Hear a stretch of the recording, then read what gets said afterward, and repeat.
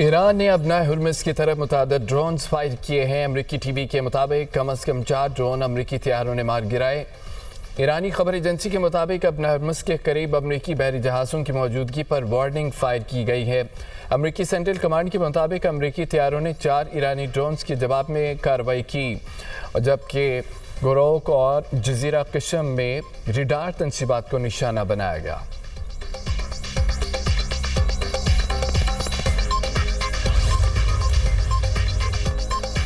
ایران نے جنگ بندی ڈیل پر اتفاق نہیں کیا، امریکی صدر کا اعتراف۔ NBC نیوز کو انٹرویو میں صدر ٹرمپ کا کہنا تھا کہ ایران نے اتفاق اس لیے نہیں کیا کیونکہ وہ طاقتور اور غیور ملک ہے۔ ایران کے پاس بالآخر معاہدے کے سوا کوئی راستہ نہیں ہوگا۔ ایران وہ اقدامات کرنے پر مجبور ہوگا جن کا اس نے کبھی تصور نہیں کیا۔ میں ڈیموکریٹ ہوتا تو کوئی نہ پوچھتا کہ جنگ کب جیتی جائے گی۔ ایران کے پاس صرف 21 سے 22% میزائل باقی ہیں۔ جنگ کے حل میں وقت لگتا ہے، یہ کام فوری نہیں ہوتے۔ میری انتظامیہ کو ایران معاملے پر زبردست کامیابی حاصل ہو رہی ہے۔ ایران کے پاس جوہری ہتھیار نہیں ہوں گے۔ ایران جوہری ہتھیار رکھنے کی پوزیشن میں نہیں۔ ابنائے ہرمز سے بہت سے آئل ٹینکر گزرے ہیں، تعداد بتانا نہیں چاہتا۔ ابنائے ہرمز بحران حل ہونے میں زیادہ وقت نہیں لگانا چاہیے۔ صورتحال معمول پر آنے پر تیل کی قیمتیں کم ہوں گی۔ ممکن ہے کہ تیل کی قیمتیں پہلے سے بھی کم ہو جائیں۔ ایرانی سپریم لیڈر اور امریکی صدر کی ملاقات حقیقت پسندانہ نہیں۔ ڈونلڈ ٹرمپ حقیقی دنیا میں نہیں رہ رہے۔ ایرانی وزیر خارجہ عباس عراقچی کہتے ہیں کہ سعودی عرب خطے کا بڑا ملک اور اہم کھلاڑی ہے۔ ایران سعودی عرب مل کر خطے میں امن، استحکام اور ترقی لا سکتے ہیں۔ ایران ہمیشہ سعودی عرب کے ساتھ تعلقات کو اہمیت دیتا ہے۔ مزید کہا کہ ایرانی سپریم لیڈر پر حملے کے وقت میں اسی دفتر میں تھا۔ میں آیت اللہ خامنئی کے دفتر کے ملبے سے نکلا۔ اسرائیل کے 50 لڑاکا طیاروں نے آیت اللہ خامنئی کے دفتر پر حملہ کیا تھا۔ اس سے پہلے ایرانی وزیر خارجہ کا کہنا تھا کہ ایران کی خلاف جارحیت کے لیے استعمال ہونے والے امریکی اڈے جائز ہدف ہوں گے۔ دنیا کی سب سے بڑی طاقت کے مقابلے میں 40 دن تک ڈٹے رہنا معمولی بات نہیں ہے۔ یہ جنگ اس وقت ختم ہوگی جب لبنان میں بھی جنگ کا خاتمہ ہوگا۔ اسرائیلی افواج کے لبنانی علاقوں سے انخلا بھی ضروری ہے۔ پیٹرول 4 روپے فی لیٹر سستا، نئی قیمت 377 روپے 78 پیسے فی لیٹر مقرر۔ ہائی سپیڈ ڈیزل کی قیمت 380 روپے 78 پیسے فی لیٹر برقرار۔ مٹی کے تیل کی قیمت میں 8 روپے 70 پیسے فی لیٹر اضافہ، نئی قیمت 280 روپے 70 پیسے فی لیٹر ہو گئی۔ پیٹرولیم مصنوعات کی نئی قیمتوں کا اطلاق ہو گیا۔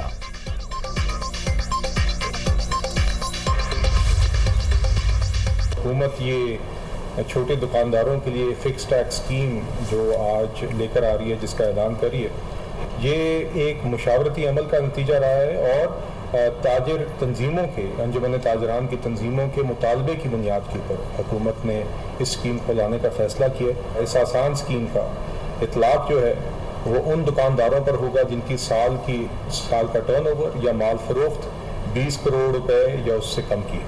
یہ گوشوارہ جمع کرانے کے وقت کم سے کم بھی دکاندار کو 25,000 روپے نقد جمع کرانا ہوگا۔ حکومت نے چھوٹے دکانداروں کے لیے فکس ٹیکس اسکیم متعارف کرا دی۔ وزیر خزانہ محمد اورنگزیب اور وزیر مملکت خزانہ کی نیوز کانفرنس بلال کیانی نے کہا، تاجروں اور انجمن تاجران کی مشاورت سے اسکیم تیار کی گئی۔ دکاندار اپنی آمدن پر 1% فکس ٹیکس ادا کریں گے۔ 20 کروڑ روپے تک سالانہ ٹرن اوور والے دکاندار اس اسکیم میں شامل ہو سکیں گے۔ گوشوارہ جمع کراتے وقت کم از کم 25,000 روپے جمع کروانا لازم ہوگا۔ پہلے سے کٹا ہوا ود ہولڈنگ ٹیکس قابل ایڈجسٹ ہوگا۔ اسکیم میں شامل دکانداروں کو FBR کی خصوصی شناختی پلیٹ جاری ہوگی۔ شناختی پلیٹ پر دکان کا نام، NDN اور ٹیکس معلومات درج ہوں گی۔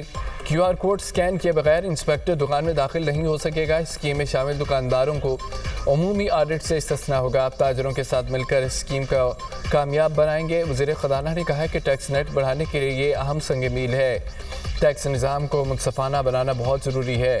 ٹیکس شرح کو بڑھانے کے بجائے کم کرنا ہے۔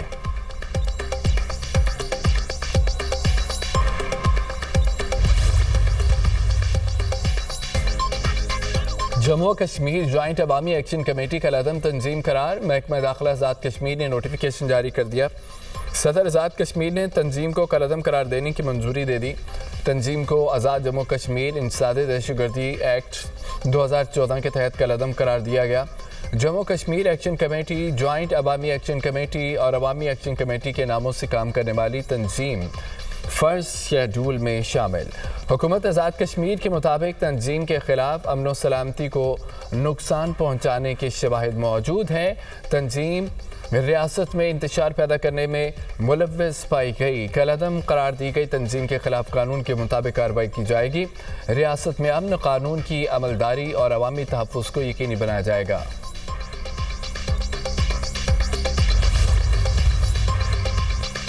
آزاد جموں کشمیر میں 27 جولائی کو عام انتخابات ہوں گے. چیف الیکشن کمشنر نے آزاد کشمیر کے 45 حلقوں کے انتخابات کے لیے شیڈول جاری کر دیا. 9 جون تا 19 جون کاغذات نامزدگی جمع کروائے جا سکیں گے. امیدواروں کی غیر حتمی فہرست 20 جون کو آویزاں ہوگی. اعتراضات پر اپیل 21 جون سے 24 جون کے دوران کی جا سکے گی. الیکشن میں حصہ لینے والے امیدواروں کی حتمی فہرست 1 جولائی کو آویزاں کی جائے گی. الیکشن کمیشن نے ڈسٹرکٹ ریٹرننگ آفیسر اور اسسٹنٹ ریٹرننگ آفیسرز کی تعیناتی کر دی.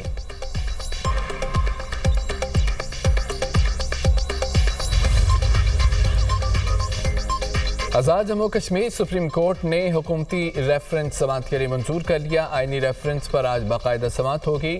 چیف جسٹس سعید اکرم راجہ کی سربراہی میں 2 رکنی بینچ کا فیصلہ. حکومت نے ریفرنس میں مہاجرین جموں کشمیر کے نشستوں سمیت دیگر آئینی ترامیم پر رہنمائی مانگی ہے. سپریم کورٹ کی آزاد کشمیر کے وزیر اعظم اور اپوزیشن لیڈر کو نوٹس جاری کرنے کی ہدایت.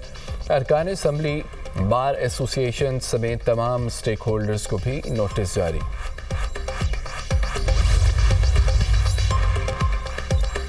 ملک میں تجارتی عدالتوں کے قیام کے لیے قانون سازی کا فیصلہ. وزیر اعظم نے تجارتی عدالتوں کے قیام کے لیے قانون سازی کے حوالے سے کمیٹی تشکیل دے دی. وزیر قانون اعظم نذیر تارڑ کی سربراہی میں 8 رکنی کمیٹی قانون سازی کے لیے مسودہ تیار کرے گی. کمیٹی میں اٹارنی جنرل منصور عثمان، وزیر مملکت خزانہ بلال زرکیانی اور سیکرٹری قانون شامل. کمیٹی 45 روز میں رپورٹ وزیر اعظم کو پیش کرے گی.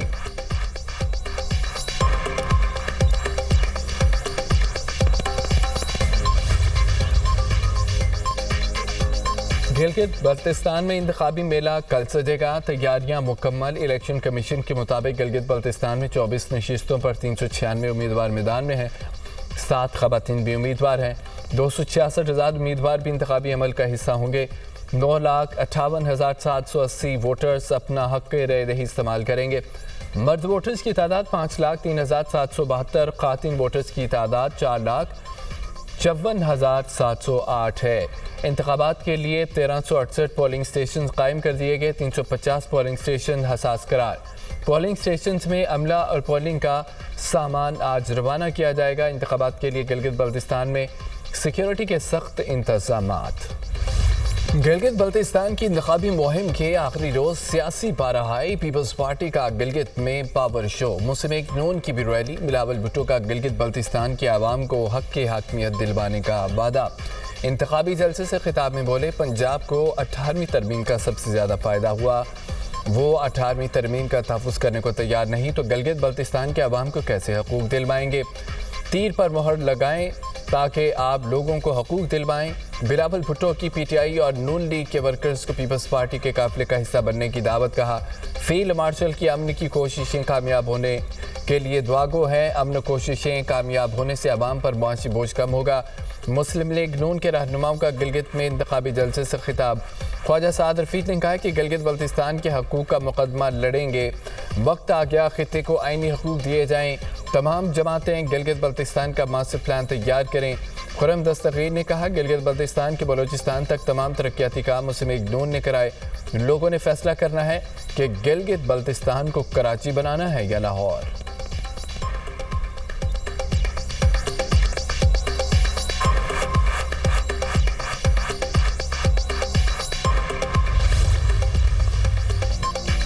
امریکی صدر ڈونلڈ ٹرمپ ایران کے منجمد اثاثے بحال کر کے ڈیڈ لاک ختم کر سکتے ہیں۔ ایرانی سپریم لیڈر کے مشیر محسن رضائی کا امریکی نشریاتی ادارے کو انٹرویو، کہا امریکہ کے لیے $24 ارب ایران سے سمجھوتے تک پہنچنے کے لیے کوئی بڑی رقم نہیں، یہ ایران کا پیسہ ہے، امریکہ کا نہیں۔ امریکہ کو سمجھنا چاہیے ایران سے سمجھوتے کے لیے درکار، اس سے لڑنے کے لیے درکار رقم سے بہت کم ہے۔ یہ ایسا امتحان ہے جس میں امریکہ کو کامیاب ہونا ہوگا، پھر آگے کا راستہ کھل جائے گا۔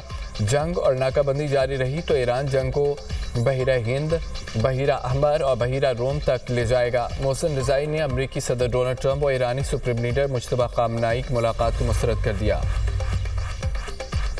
امریکہ نے ایران پر نئی پابندیاں عائد کر دیں، متعدد افراد، 12 کمپنیاں، 6 LPG ٹینکر پابندیوں کی فہرست میں شامل، 4 پاناما فلیگ برادر ٹینکرز پر بھی پابندیاں عائد لگائیں۔ متحدہ عرب امارات کی 4 اور چین کی 1 کمپنی بلیک لسٹ قرار۔ ایرانی LPG کو عمانی گیس ظاہر کر کے ایشیائی ممالک کو فروخت کرنے کا الزام۔ امریکی محکمہ خزانہ کے مطابق عرب امارات میں قائم فرنٹ کمپنیوں کے ذریعے ایرانی LPG کی ترسیل جاری تھی۔ ایرانی ایکسچینج ہاؤس اور اس کے عہدیداروں پر بھی پابندیاں عائد کی گئی ہیں۔ پابندیوں کا مقصد ایران کی تیل و گیس آمدن اور مالیاتی رسائی محدود کرنا ہے۔